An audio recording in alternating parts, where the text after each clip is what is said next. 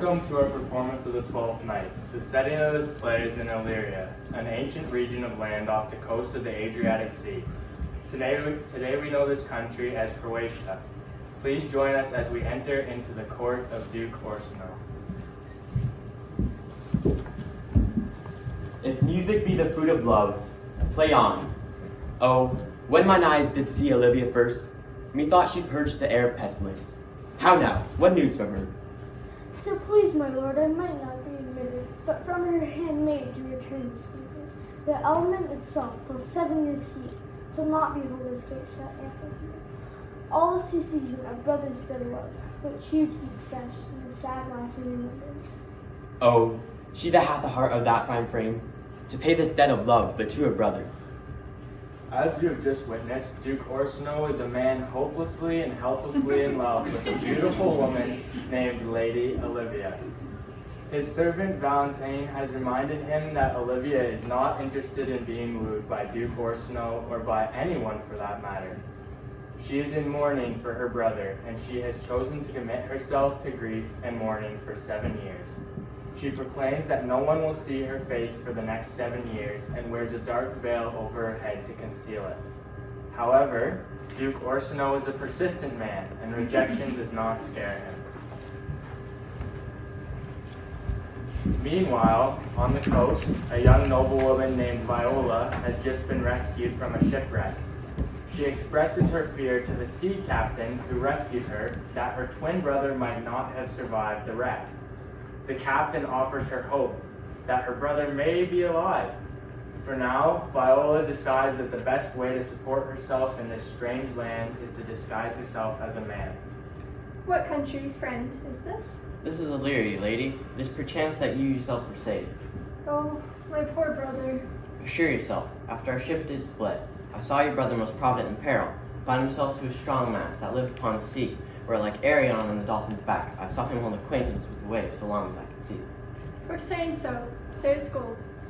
Knowest thou this country? Who governs here? Orsino. I prithee, and I'll pay thee bounteously. Conceal me what I am, and be my aid.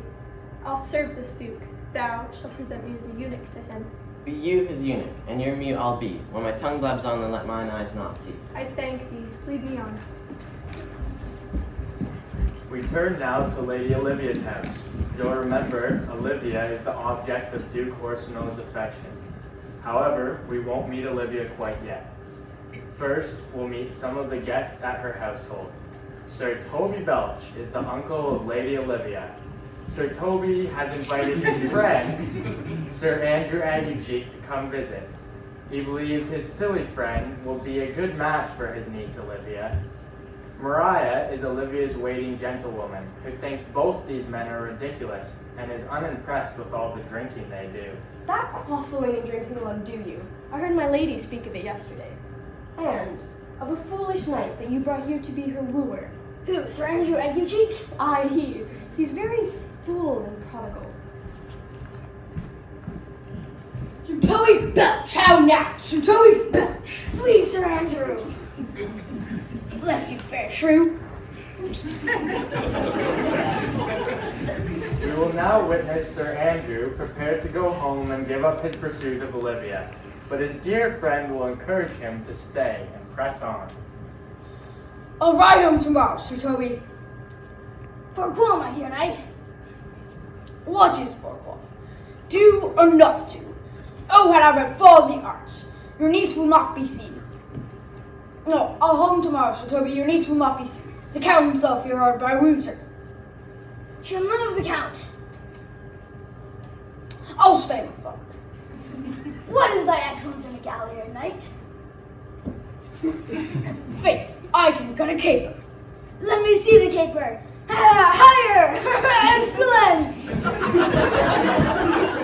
Sir Toby thinks that Olivia might overlook how simple-minded Sir Andrew is and fall in love with him, especially when she sees his dancing skills.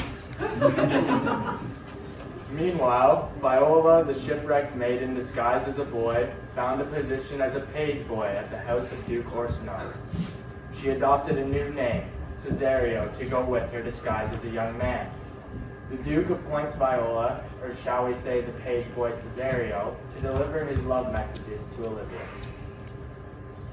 If the Duke continues these favors toward you, Cesario, you will most likely be advanced. He hath made you at 3 days, and already you are no stranger. Cesario, thou knowest no less but all. I have unclasped thee, the book, even of my secret soul. Stand at her doors till thou have an audience. Say I do speak with her, my lord. What then? Oh, then unfold the passion of my love. It shall become well to thee to act my woes. She will attend it better in thy youth. I think not so, my lord. Dear lad, believe it, for they shall yet belie thy happy years that say thou art a man. Diana's lips is not more smooth than Rubius. Thy small pipe is as the maiden's organ, shrill and sound, and all assemblative a woman's part. I know that consolation is right after this affair. And to make things more complicated, Viola has fallen in love with Ursino. I'll do my best to woo your lady. Yet, a barful strife, who were I woo myself would be his wife. While Viola, or shall we say Cesario, prepares to deliver this love message to Olivia, we turn our attention back to Lady Olivia's household and meet the lady everyone wants to marry. We'll also meet her fool, Feste, whose job it is to make her laugh. A difficult task as Olivia continues her long period of mourning for her deceased brother.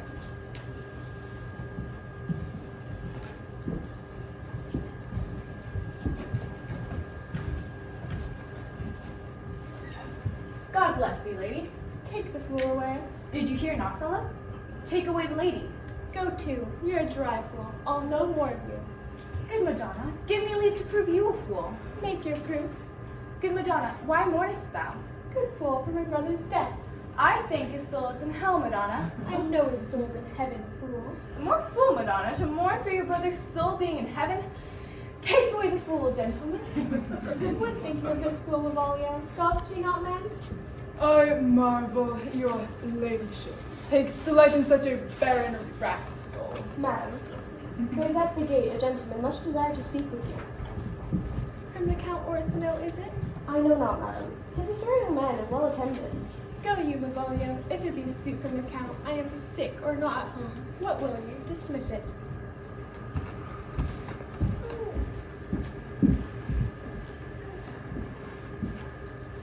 Madam, yonder young fellow swears he will speak with you. What manner of man? A very ill manner. He'll speak with you, will you or no? Of what personage in years is he? Not old enough for a man, nor young enough for a boy. Is a squashes before 'tis a peas cod, or a codling when 'tis almost an apple. Let him approach.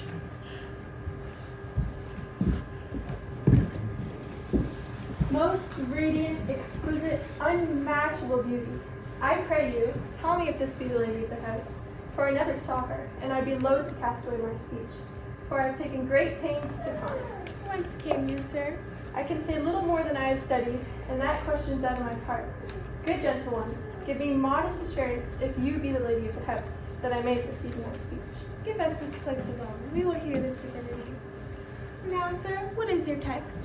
Good madam, let me see your face. Have you any commission from your lord to negotiate my face? You are now out of your text, but we will draw the curtain and show you the picture. My lord and master loves you. How does he love me? With adorations, fertile tears, with groans that thunder love, with sighs of fire. Get you to your lord. I cannot love him. Fare you well. I thank you for your pains. Farewell, fair cruelty. Just when things could not be more complicated, Olivia, to her own surprise, finds that she has fallen in love with the young man Cesario, who is actually Viola, a woman. How now? Even so quickly may one catch the plague. Methinks I feel this youth's reflections with an invisible and subtle stealth to creep in at mine eyes. Well, let it be. What ho? Mavolio!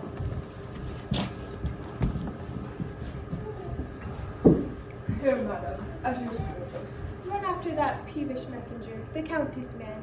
He left this ring behind him. Madam, I will. Alas, we have some happy news. Viola's twin brother has not perished in the shipwreck. Sebastian is very much alive, but fears that his sister has drowned. He was rescued from the shipwreck by a good man named Antonio, who loves him very much.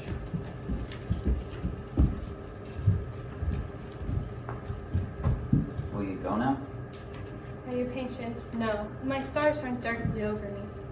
Let me know whither you are bound. No sue, sir. My determinate voyage is mere extravagancy. You must know me then, Antonio. My name is Sebastian. My father left behind him, myself, and a sister, both born in an hour. And if the heavens had been pleased, would we had both so ended. But you, sir, altered that. For some hour before you took me from the breach of the sea, was my sister drowned. Alas, the day. We said she resembled me. She is drowned already, sir, with salt water, though I seem to drown her remembrance with more. I am bound to Count Orsino Court. Farewell. Meanwhile, Malvolio catches up to Viola to return the ring that she supposedly left behind.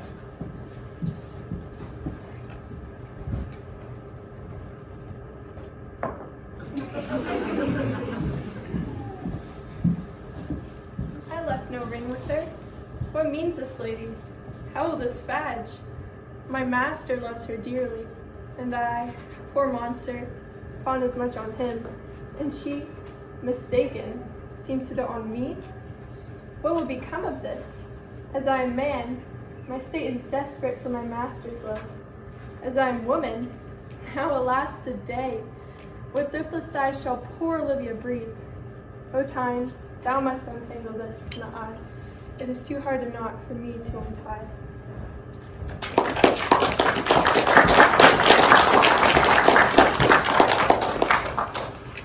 Back at Olivia's house, Sir Toby and Sir Andrew are up late again, drinking wine and talking nonsense, until the fool Feste enters the room.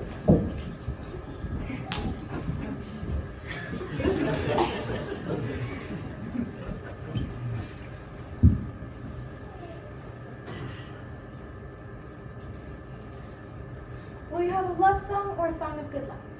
A love song, a love song. Aye, aye, I care not for good life.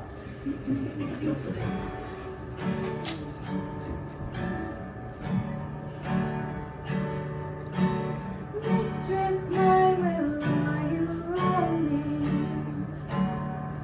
Oh, stay until your true love's coming. That can sing both high and low. Trip no further, pretty sweeting.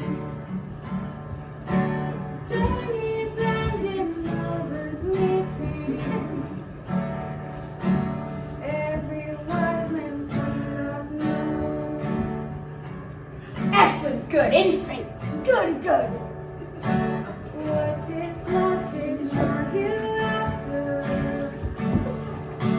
Present both have present laughter. What's to come is still unsure. Into it there lies no plenty. Then come kiss me sweet and 20. Useless stuff will not endure. A mellifluous voice, as I am a true knight. Shall we rouse the night owl in the catch? Most certain, let her catch be thou knave. Hold thy peace, I pray thee, hold thy peace. Thou knave, Hold thy peace, peace, thou I pray thee, knave. hold thy peace. thou knave. Hold Hold thy peace, thou knave. Thou knave, hold thy peace. Iron caterwauling do you keep here? If my lady have not called up her steward Malvolio to bid him turn you out of doors, never trust me. There dwelt a man in Babylon, lady. The knight is admirable at acting the fool. We be soldiers three, parting vu on lately come forth from the low country, with never a penny of money. We soldiers three,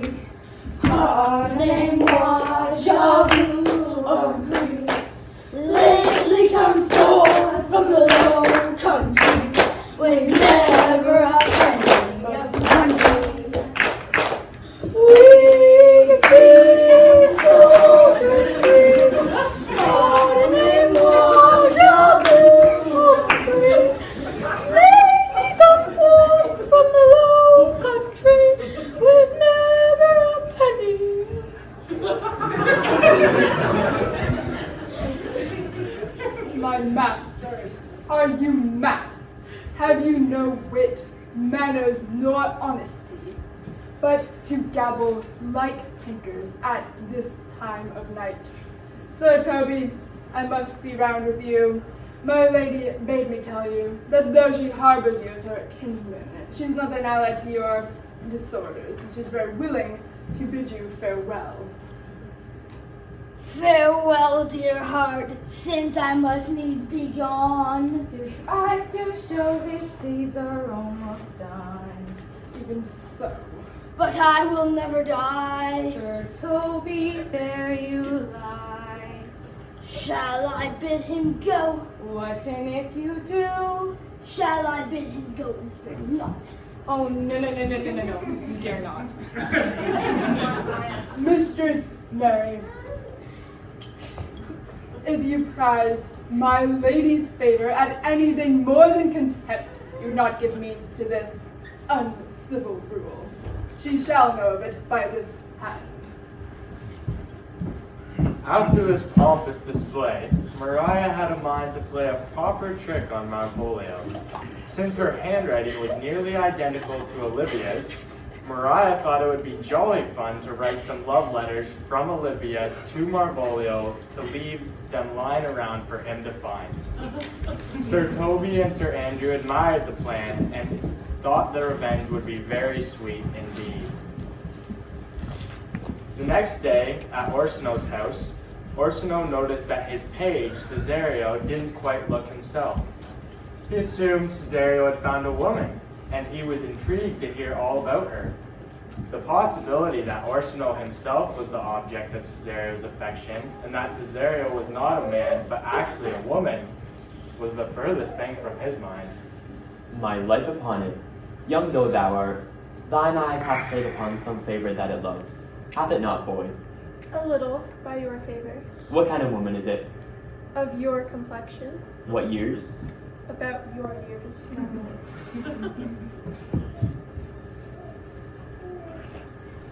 Feste, who also entertained at Duke Orsino's house, arrived at this time to sing a very sad love song about someone who dies for love.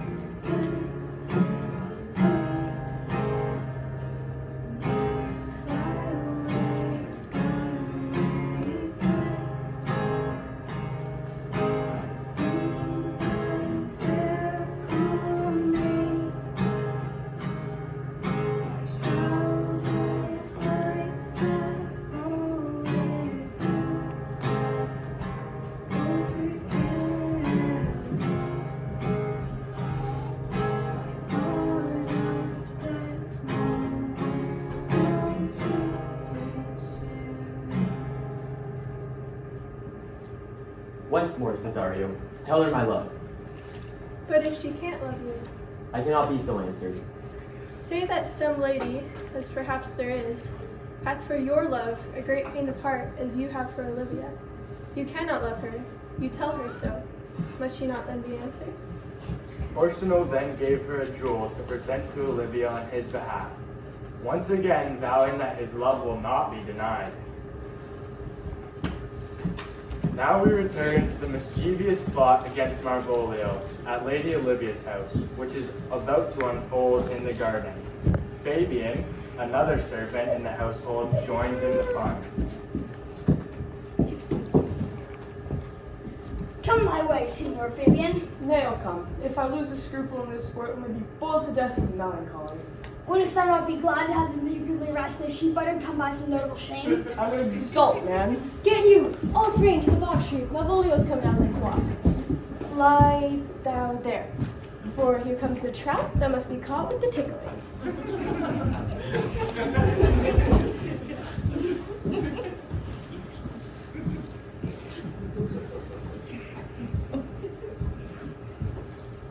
What employment have we here?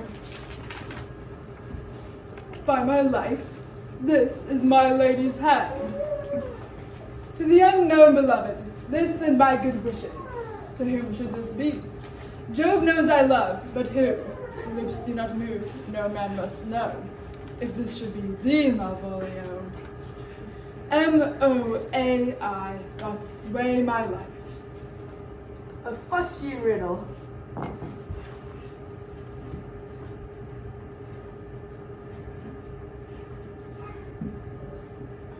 Excellent wench, say I. M-O-A-I. M. Malvolio. M. Why, that begins my name. Then how to say he'd work it out? A should follow, but O does. And an O shall end, I hope. I are all cudgel and making bright. Oh! And then I comes behind. Aye, and if you had an eye behind you, you might see more distraction at your heels than fortunes before you. If this fall into thy hand, revolve. In my stars I am above thee. But be not afraid of greatness. Some are born great, some achieve greatness, and some have greatness thrust upon them. Thy fates open their hands, let thy blood and spirit embrace them. Jesus advises thee that sighs for thee. Remember who commended thy yellow stockings, and wished to see thee ever cross-gartered. Farewell, the fortunate and happy.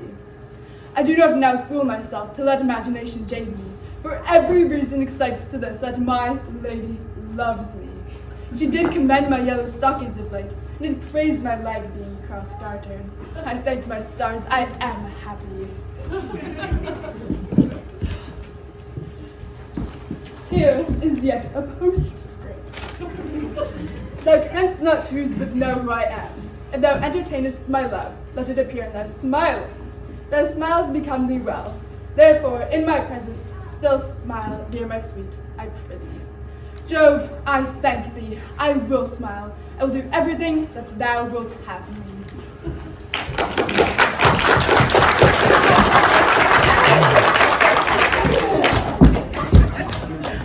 Maria had outdone herself with her wit, knowing full well that Malvolio would come to Olivia in yellow stockings, a color she abhorred, and he would smile upon his lady, which would be very unsuitable to her melancholy disposition.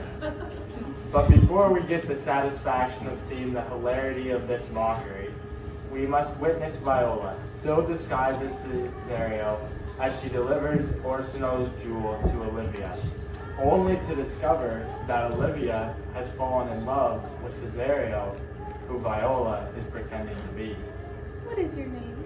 Cesario is your servant's name, fair princess. Your Count Orsino's servant. I come to whet your gentle thoughts on his behalf. I prithee, tell me what thou thinkest of me. That you do think you are not what you are. If I think so, I think the same of you. And think you right, I am not what I am. Cesario, by the roses of spring, by maidhood, honor, truth, and everything, I love you so that, maugre all thy pride, nor wit nor reason can my passion hide. By innocence I swear, and by my youth, I have one heart, one bosom, one truth, and that no woman has, nor never none shall mistress be of it, save I alone. And so, adieu, good madam.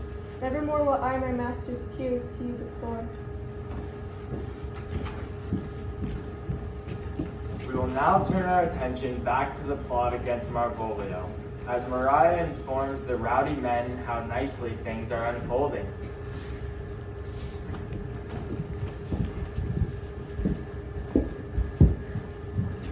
If you desire the spleen and will laugh yourself into stitches, follow me. Yond gull, Malvolio is turned heathen, a very renegado.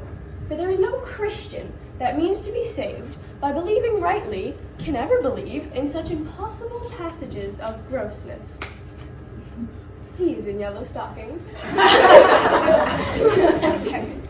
Come, bring us where he is.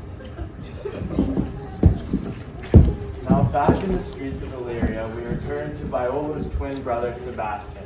You'll remember Viola has feared that Sebastian perished in the shipwreck that thrust her upon this foreign land. Sebastian's kind host, Antonio, that we met earlier, has become deeply loyal to him and has followed after him. But not without risk. Antonio is not safe in Illyria. It seems that Duke Orsino's men are hostile to him, due to a previous sea battle he had against Orsino. Yet the love Antonio holds for Sebastian has caused him to defy the danger so he can accompany his beloved friend.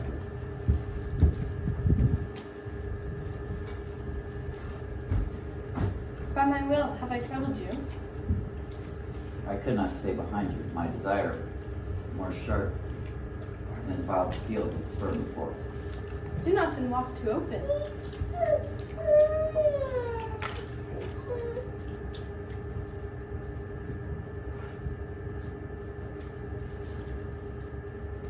Hold, sir, here's my purse. Why are your purse? Happily your eye shall lighten upon some thing you have desired to purchase. I'll be your purse bearer and leave you for an hour.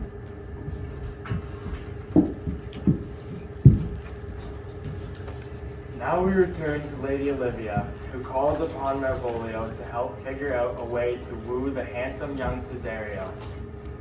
But when Malvolio enters, he behaves very strangely, and Olivia cannot understand what he's trying to prove when her situation with Cesario is so serious.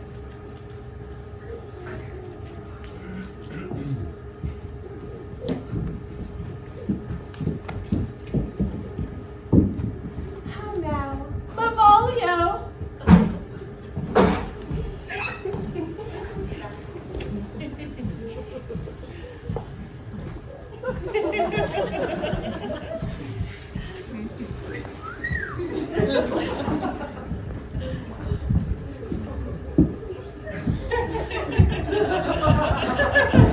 Sweet lady, ho ho.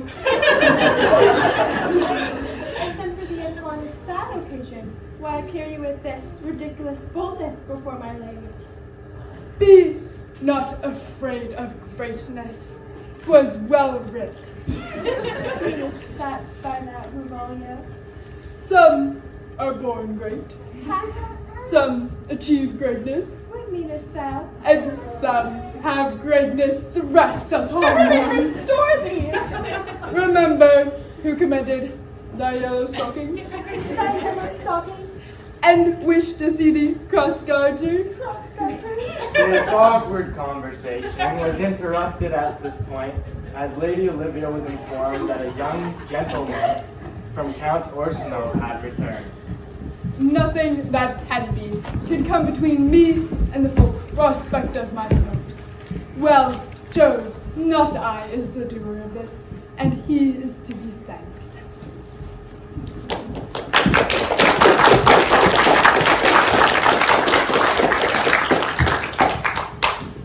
Let us take a moment to remember here that besides the eligible bachelors Duke Orsino and the egotistic manservant Malvolio, there is also a knight with fantastic dancing skills in pursuit of Olivia's love.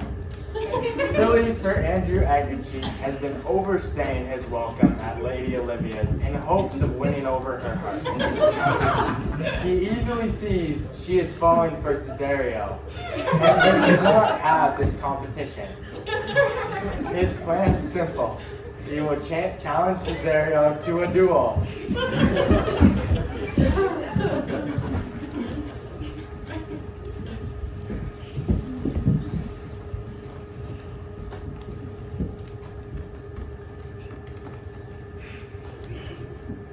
Here's a challenge. Winter's vinegar and pepper.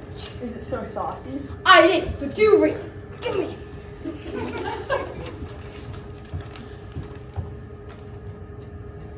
Use whatsoever thou art but a scurvy fellow.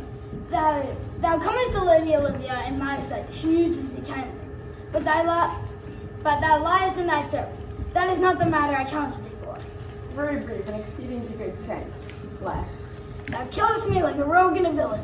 Good. Fare thee well, and God have mercy upon one of our souls. Andrew Cheek. I'll give it to him. You may have a very fit occasion for it. He is now to converse with my lady and will by and by depart. What a predicament Viola has found herself in. A duel she does not want to have. All for a lady she is not interested in wooing. And to make matters worse, her twin brother Sebastian looks so very much like her that when Antonio, Sebastian's faithful friend, stumbles upon the scene, he believes Viola is Sebastian. Put up your sword. If this young gentleman has done offense, I take the fault on me. You, sir, what are you? Good Sir Toby Holt, here comes the officer. Antonio, I want to arrest thee at the soon Count Arsenal. I must obey, but this counsel seeking him. There is no remedy. I shall answer. I must entreat you some of that money. What money, sir? Will you deny me now? I know of none. But oh, how vile and idle proves this God. Thou hast, Sebastian, done good feature shame. In nature there is no blemish but the mind. None can be called deformed but the unkind. Virtue is beauty, but the beauty is evil. Our trunks overflourished by the devil. Leave me.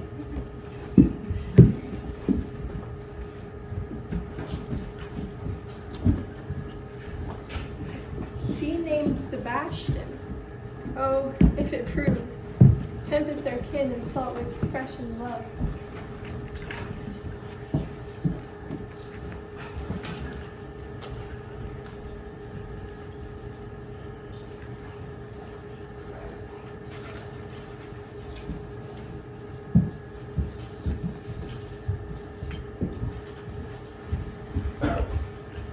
Will you make me believe that I am not sent for you? Go to. Thou art a foolish fellow. Let me be clear of thee. Well, how that in faith? No, I do not know you, nor am not sent to you by my lady to bid you come speak with her. Nor your name is not Master Cesario, nor this is not my nose, nor neither nothing that is so is so.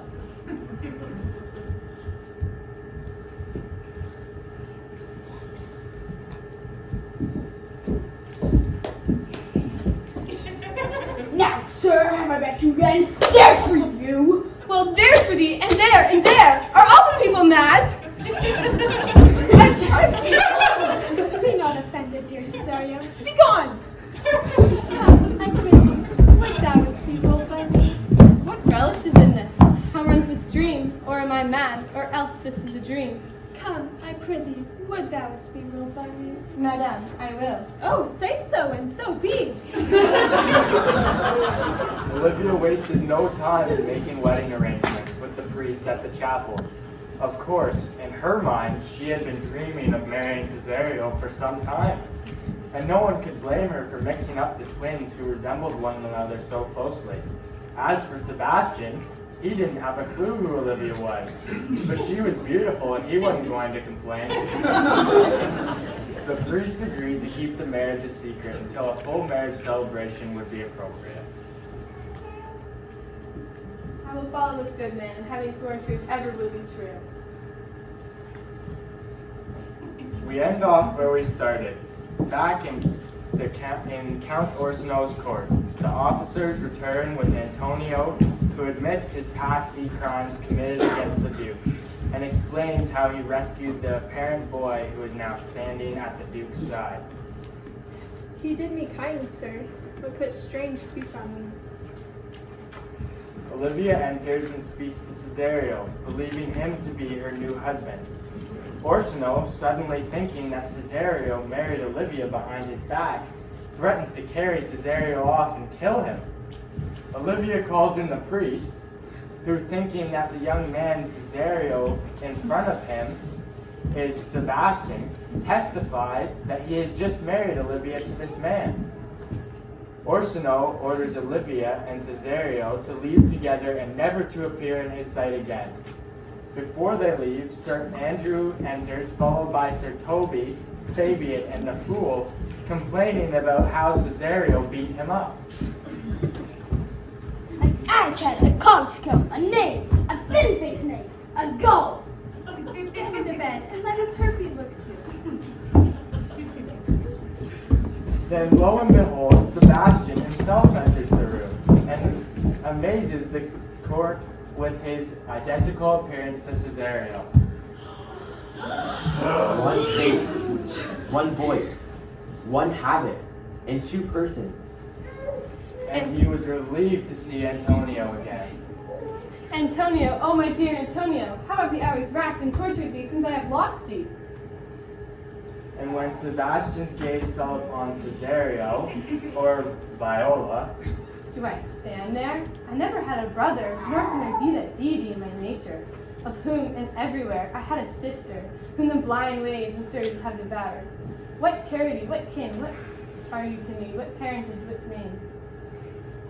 Sebastian was my father.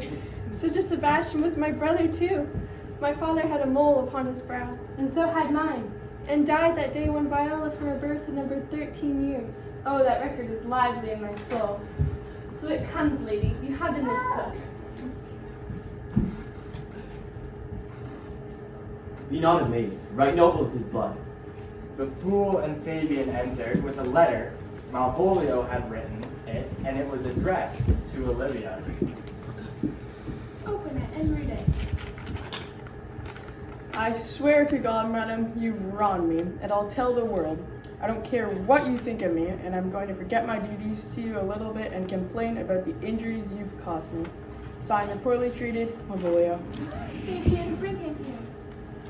Because of Viola's faithful service to Orsino, he hath offered her his hand in marriage. From this time, you shall be your master's mistress. Malvolio, feeling wronged by the letter he had found on the ground addressed to him, handed it to Olivia, wanting her to admit that she had written him love letters. You must not deny it is your hand. Alas, Revolio, this is not my writing. This is Mariah's hand. Most freely I confess myself, and Toby here set this device against Malvolio. Maria writ the letter at Sir Toby's great importance, and recompense whereof he hath married her. I shall be revenged on the whole pack of you. Cesario, come. For so you shall be, while you are a man. But one another habits you are seen. Orsino's mistress, and his fancy's queen.